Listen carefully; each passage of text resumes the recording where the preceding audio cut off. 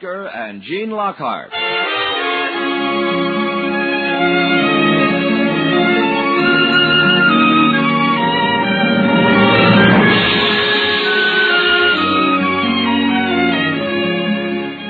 From Hollywood, the Mutual Network, in cooperation with Family Theater, presents The Criminal, starring Lyle Betker. And now, here is your host, Gene Lockhart.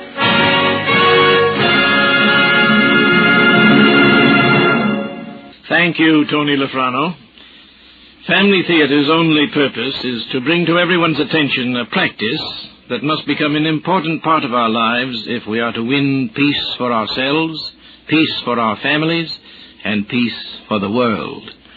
Family Theater urges you to pray together as a family.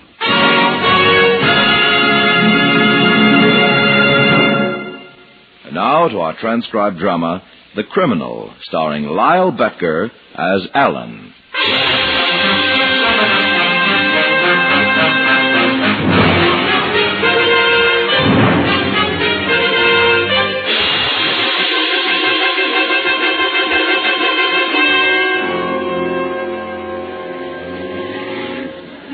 Did you talk to your father? No. When I got to the phone, Mr. Rivers was on the wire. He said Dad was in the library with a police inspector. This thing's fantastic. You don't really think Dad had... Of course not, honey. I mean, it's fantastic you should even be suspected. It's a misunderstanding, that's all. Even Mr. Rivers says it was nonsense. Well, now, there you are. If the president of the bank tells you not to worry, that's enough for me.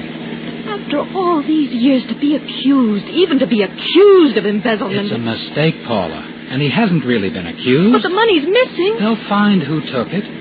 Now get hold of yourself. It's just such a shock. I know, baby, but you gotta keep your head. We can't help him by wringing our hands. I know. Did you tell Rivers we were leaving the club right away? Yes. Did he tell the police I'm your father's attorney? Yes, he said they wouldn't do anything until we got there. Okay, now stop worrying. We can probably clear the whole thing up in 15 minutes.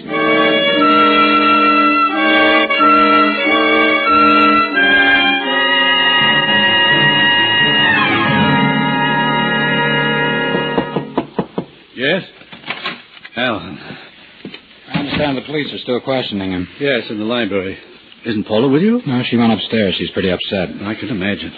Oh, incidentally, there's been another development. Huh? The district attorney's come into the case. Broderick? He's on his way over right now.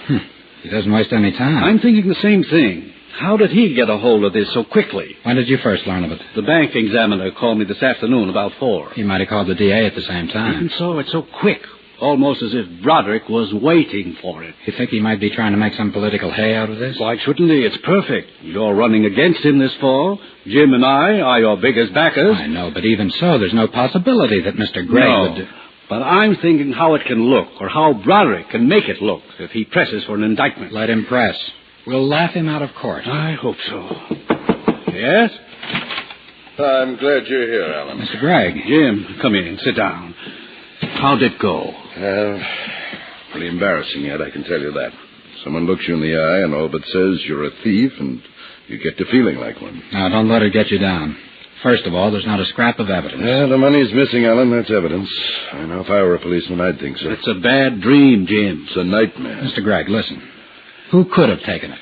Who actually handled the investment accounts? Well, that's just it. Technically, they were my responsibility. No, I mean the books. A vice president doesn't do that. Well, that gets us into a problem. What do you mean? Well, for the last 3 months, I've been using Mr. Jameson to handle those accounts. Look, they're clean as a whistle for the last 3 months. And that's what I was afraid of. It means we're up a blind alley. Oh, good grief, Jim. Was it old man Murray who formerly handled those books? For the last 12 years, right up to the day before he took his pension. Oh, brother. What's wrong? If this man Murray's the guilty party, You don't seem to understand, Alan. We can't bring Murray to trial. Why not? He died last April. Heart attack.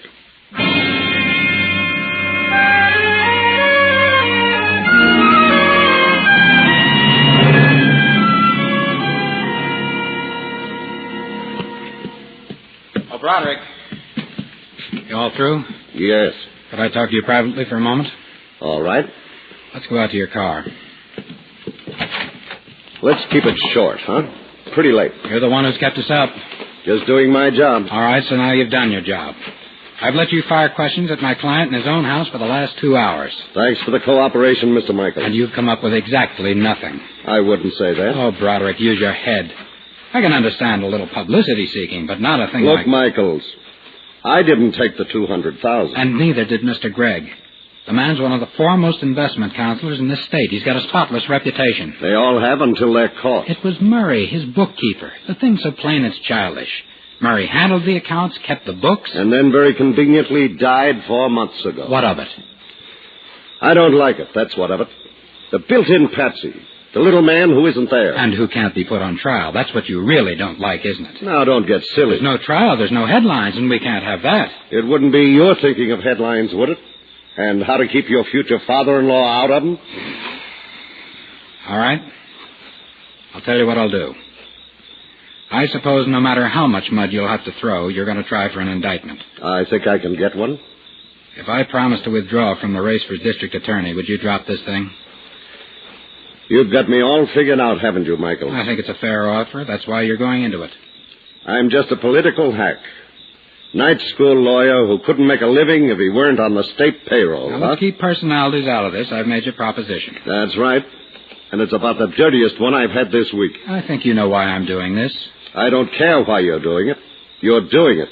Maybe I'm wrong. Maybe Gregg's as clean as a whistle. He is. Why won't you see it?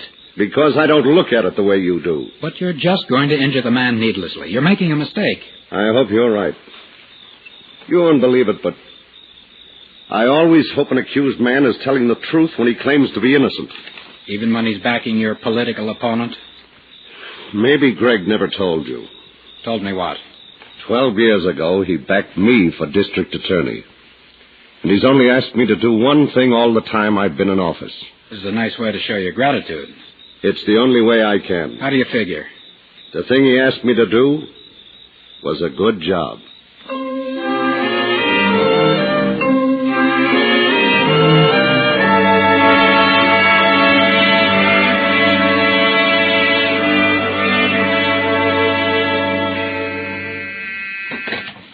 Yes. Yes. Fine. Fine, Miss Wilkins. Swell. Okay. Well, I found her. Mrs. Murray? Yep. Oh, Alan, that's wonderful. Where's she living, son? Out in Rogers Heights. About 10 miles from here. Under another name, too. Henry. Well, that proves it. She wouldn't do that if you didn't have something to hide. You, thinking of bringing Mrs. Murray in as a witness? Not unless she won't lead us to the money. Does she know you're looking for her? No. Private detective located her. He posed as a door-to-door salesman. Well, I must say, this lifts a load from my chest. I'll say. 1 day away from the trial. That's cutting it pretty thin. I'm sorry we didn't have to go into court, Mr. Gregg. But at this late date, I do think it's better to produce her openly. As you wish, Alan. Oh, just a few more things.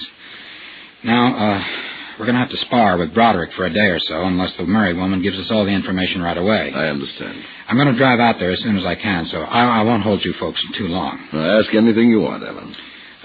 Your annual salary is $25,000? Plus an extra 10 or 12,000 from investments. Uh-huh. Broderick's bound to try making something of this, so we'd better sew it up tight. By all means. I assume you made the investments of the sort that you advised the bank clients to make. It would be rather foolish not to take my own advice, wouldn't it? I sure would. Incidentally, Alan, quite a few of Jim's clients have offered to come forward as character witnesses. Here's a list of them. Good. You think they'd be willing to submit a list of the investments that Mr. Gregg recommended to them? I don't see why not. Fine. And, Mr. Gregg, have you a record of the investments you made? It's all in my tax forms. Swell. Now, if you can furnish those for me by the time we go into court tomorrow, I think we'll have this licked. I'll be happy to. I'll have them sent to your office this afternoon. Well, I guess that does it. Can I drop you anywhere, honey? Oh, I thought we were going to have lunch. Can I have a rain check? I think Mrs. Murray's going to take up most of my time today. You expect any trouble from her, Alan? There could be plenty, if she doesn't scare easy.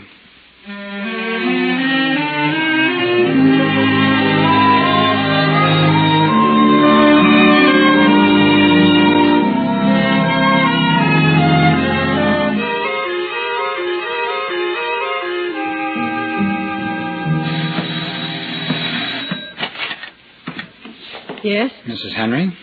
Yes? Here's my card, Mrs. Henry. I'm a lawyer. I'd like to talk to you. Alan Michael. Yes, it's about your husband. I don't have a husband. I know that, Mrs. Murray. What you want? I want to help you. May I step inside? Oh, All right, come on in.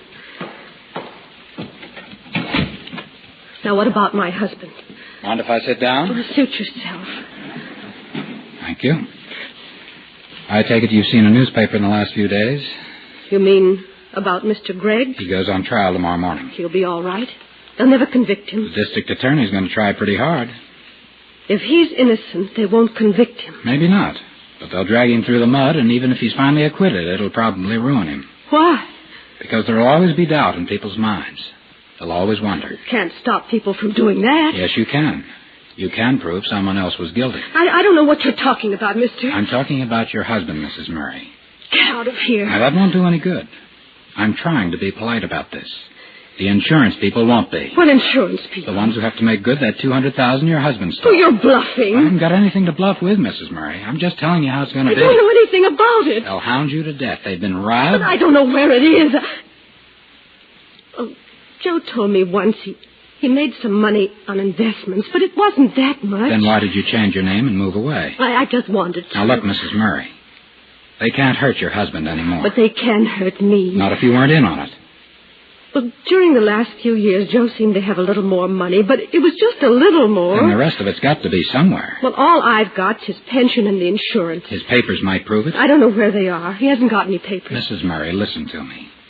If your husband were still alive, do you think he'd stand by and let an innocent man be ruined because of something he'd done? Well, I guess not. All right.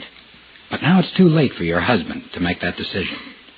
Now it's up to you. Oh, I don't know what to do. Joe never admitted to me that he was stealing. But you suspected it. Well, I didn't understand where the extra money was coming from. He was a methodical man. He must have kept records. I know he was renting a safety deposit box downtown. He tell you that? No, I got a notice from them about 2 weeks ago that the box rent was due. And you have no idea what he kept there? No, but I found a key that I didn't recognize. Mrs. Murray, would you help me find out if it's the right key? Well, I guess there's not much else I can do. Excuse me, I'll have to change. I can't go downtown looking like this.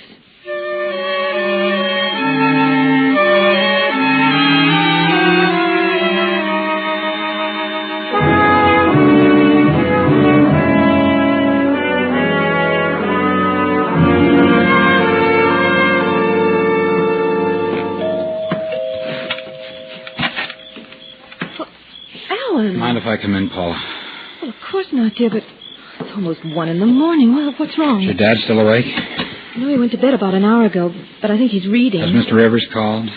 Oh, no. He's probably on his way over. Alan, what's this all about? Come on into the library. I want to show you something I found this afternoon. About the case? Yeah. Do you want me to get Dad? Well, maybe you'd better. It's probably Mr. Rivers. Well, will you answer it? Sure. I'll go upstairs and get Dad. All right, we'll be in the library. Yeah? Hi, Mr. Rivers. What's going on? Come on in. I just got here myself. You said you'd located something in Murray's deposit box. Got it all right here in my briefcase.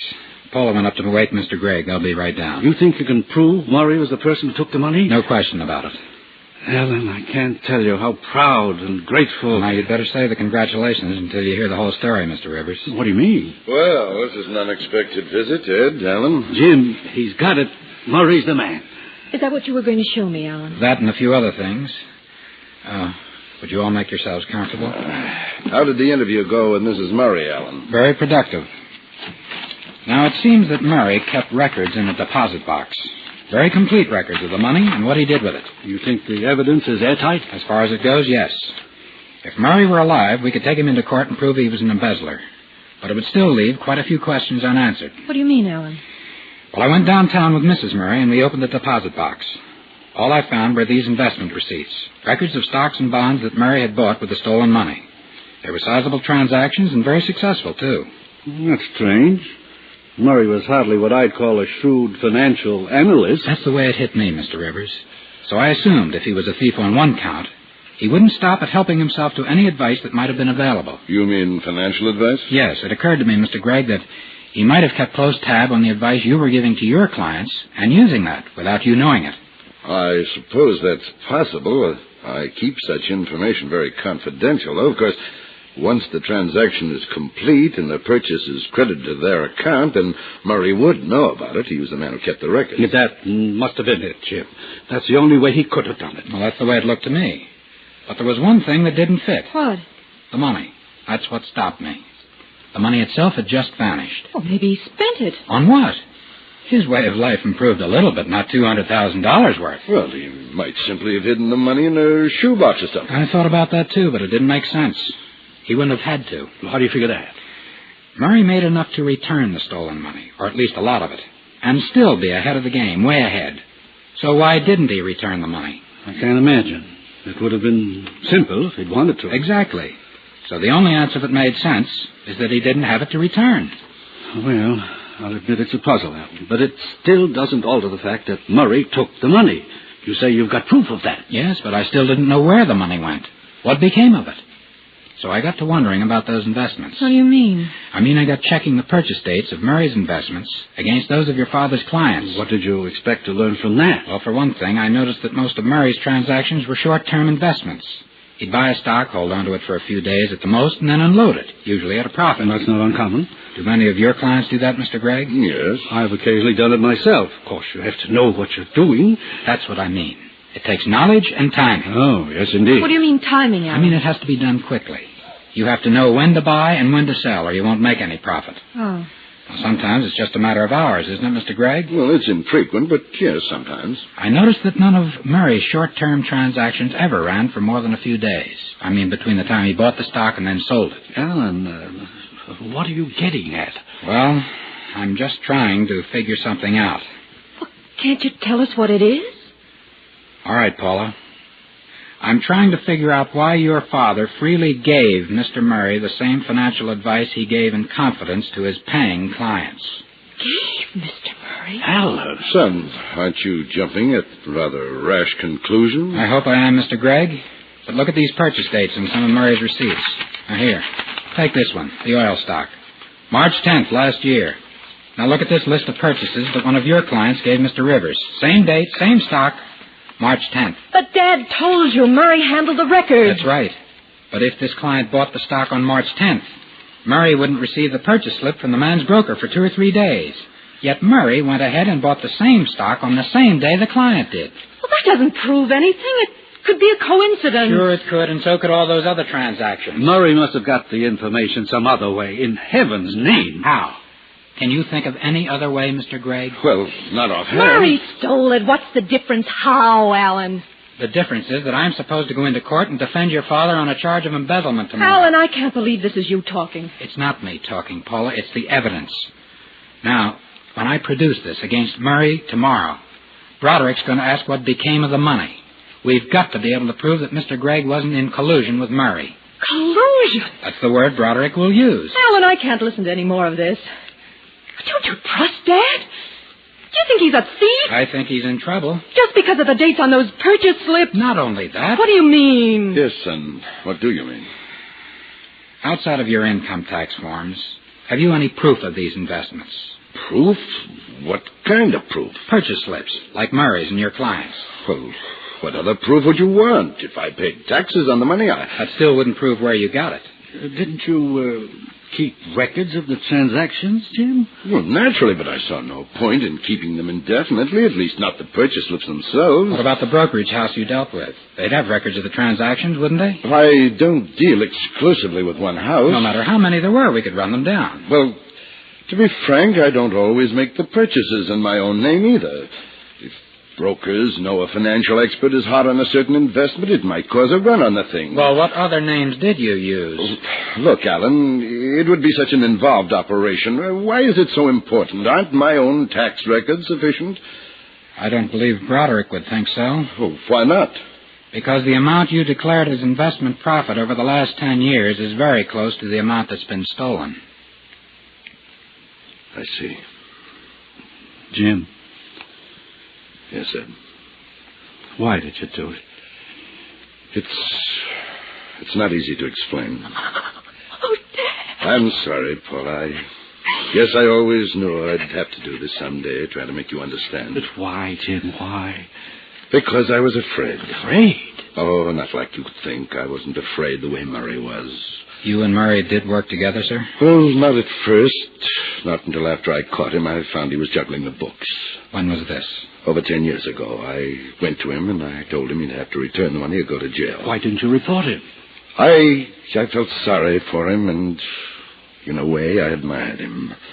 Admired him? Yes, I admired his faith in himself. He had a system worked out, he told me, a system for beating the horses. It didn't work, of course. He lost money all the time, but he stuck by it. He believed in it. He was willing to back his own judgment. Did he return the money? He said he didn't have it, so I said he could have to the end of the month. And then what happened? Well, he came into my office one morning about 2 weeks later with a list of short-term investments I'd advised clients of mine to make.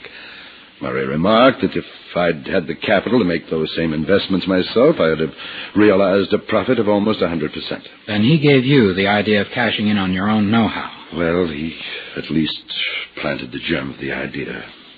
From then on, it was simple. I had him over a barrel anyhow, so it wasn't hard to make him play along. I see. You did the brain work, and he made the purchases. That's all there was to it. I guess you'd better call Mr. Broderick, Ed, and the insurance people. Jim, is there any way you could pay it off? No, Ed. You can't cover up a thing like this. You'd have to resign. Can't be done, Mr. Rivers. Embezzlement's a criminal offense. Alan, they'll send him to prison. Children, Alan's right. He's not. What matters is the money, isn't it? Isn't it, Mr. Rivers? Alan, it's the central issue. If Jim could pay it back... It is not the central issue. It's easy for you to be righteous about this. It is not.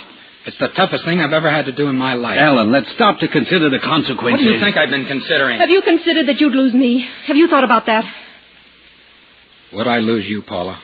Do you think I could stay in love with a man who sent my father to jail? Paula, you're not being fair. I'm the one who did this. I have to pay for it. All right, but won't giving back the money pay for it? It's not the same thing, honey. Your father's right, Paula. You like thinking that, don't you? It eases your conscience to let him sacrifice himself. Ease my conscience? Well, that's what it is. Haven't you learned anything here tonight? I've learned something about you. You and your precious laws and evidence. Paula, this isn't helping things. No, let her finish.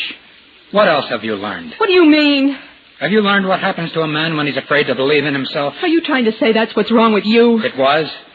It was until 10 minutes ago. And then what happened? I listened to your father tell us he stole $200,000 because he didn't have guts enough to risk his own money on something he believed in. That's not why he did it. Ask him. I was afraid, he said. He was afraid to trust his own judgment. It's true, Paula. And I'm no better. I was afraid, too. 3 weeks ago, the night Broderick was here, I offered to pull out of the election if he dropped the indictment against your dad. You didn't tell me about this. Well, I'm telling you now. And Broderick was insulted. A 10-cent mail-order lawyer. And that insulted him. You didn't have to do that, Alan. Of course I didn't. But I thought it would be smoother, simpler. I was completely convinced of your innocence. But I still wasn't willing to gamble on it. Well, maybe it's just as well you'd have lost. But not by default. That's the difference. At least I would have tried. That's what I've learned here tonight. You've got to decide who you are and what you believe. And then you've got to try. Does that mean you're going to Broderick with this evidence? That's what it means. Even if you know I'll never forgive you? I don't want your forgiveness, Paula. I want your love. Don't you know it can't ever be the same again? Maybe it shouldn't be. Maybe we didn't have as much as we thought. I thought we had something wonderful. I was sure of it.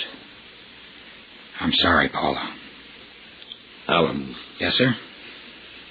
If you're going to get in touch with Broderick when you leave here, wouldn't it be a lot simpler if I came along and gave him a complete statement? Yes, it would, sir. I can dress in a few minutes if you don't mind waiting. Not at all. I won't be long. Oh, Ed. Yes, Jim. So, would you like to come up and help me pick out a necktie? Sure. We'll be down in a few minutes, Alan. No rush. Alan? Paula, let's drop it. I'm doing what I think I have to do. I wasn't thinking about that. What were you thinking of? Us. I still can't completely understand why it has to be this way about Dad. I know. I don't expect you to. But I want to. And I think I should. Because it seems to have something to do with how you'll stand by what your heart tells you is right. I like to think that's what it is. So do I. Why should it matter to you now? Because after all this is over and I begin to understand why it had to happen, I'll still care what your heart tells you about me.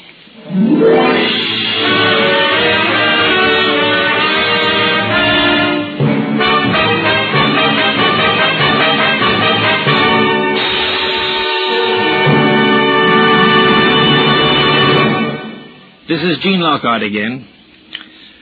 I recently read a newspaper article about an industrial relations survey that was conducted by a well-known research organization. They sent out long questionnaires to the personnel directors of more than 100 companies. What they wanted to learn were the main reasons people get fired from their jobs. Was it inefficiency, laziness, dishonesty? When they got all the questionnaires back and began to compare them, the research people were astonished. The answers sent back all boiled down to the same thing. The trouble with most employees we have had to let go is that they just can't get along with other people. In a way, it's a little hard to imagine a person being such a social misfit that he can't even adjust to working with other people. For that's exactly what the problem comes down to, adjustment. Not even the good Lord insists that we make a boon companion of everyone we work with, any more than he expects us constantly to shoulder our daily burdens as if they were a series of picnic baskets. We simply aren't made that way. And who would know that better than he who made us? But God does require, and each of us has a right to expect, that we all try to get through this world causing as little pain to others as possible. When we refuse to adjust to the imperfections of our neighbor, whether it's the man next to us on the job or the telephone operator who may give us a wrong number, we are as far from loving God as the Pharisee. We are sounding brass and tinkling cymbal, and though we may say, Lord, Lord, until we're blue in the face, by our fruits he will know us. So when we suggest on Family Theater that daily family prayer is pleasing to God, we automatically assume that such prayer is offered up in an atmosphere of neighborly love and understanding. Otherwise, it would be a mockery for us to keep assuring you that the family that prays together stays together. More things are wrought by prayer than this world dreams of.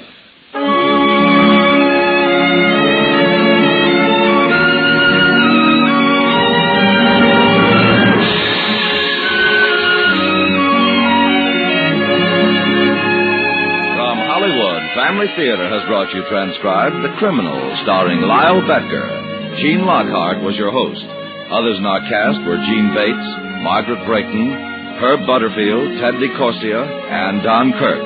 The script was written and directed for Family Theater by John T. Kelly, with music composed and conducted by Harry Zimmerman. This series of Family Theater broadcasts is made possible by the thousands of you who feel the need for this type of program, by the Mutual Network, which has responded to this need, and by the hundreds of stars of stage, screen, and radio who give so unselfishly of their time and talent to appear on our Family Theater stage.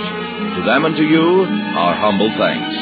This is Tony Lafrano expressing the wish of Family Theater that the blessing of God may be upon you and your homes, and inviting you to be with us next week when Family Theater will present Tennessee's Partner, starring Walter Brennan. Joan Evans will be your hostess. Join us, won't you?